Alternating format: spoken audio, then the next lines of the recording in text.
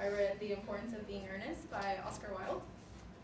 And then I'll start off with the main characters. So the main characters were Jack Worthing, also named Ernest. He's a wealthy man who pretends to have a brother named Ernest to get out of the country and go into town whenever he can. And in town he goes by the name Ernest, and he has a love interest for Gwendolyn. And Jack Worthing actually has a friend named Algernon, also named Ernest. He's John Worthing's friend in town. He's wealthy as well, and he's Gwendolyn's cousin, and he's the nephew of Lady Bracknell. We have again Gwendolyn Fairfax. She's the daughter of Lady Bracknell and cousin of Algernon, and she's also the love interest for Jack Worthing. We have Cecily Cardew. She's under the guardian of Jack Worthing, also Ernest.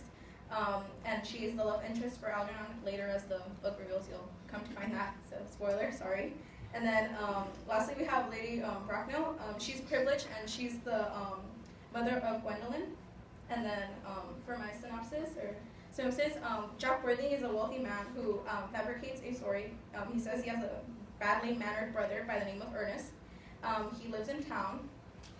Well, his brother lives in town. Mr. Worthing uses his brother as an excuse to leave the dull countryside whenever he can and go into town to unwind himself from responsibilities. When in town, he actually visits his friend Algernon and his love interest Gwendolyn and Lady Bracknell, because that's the mother of Gwendolyn, who are both under the impression that Jack's name is Ernest. However, as the story develops, they come to find out John's real secret, which is the Ernest part. So basically, Jack Worthing is very wealthy. He has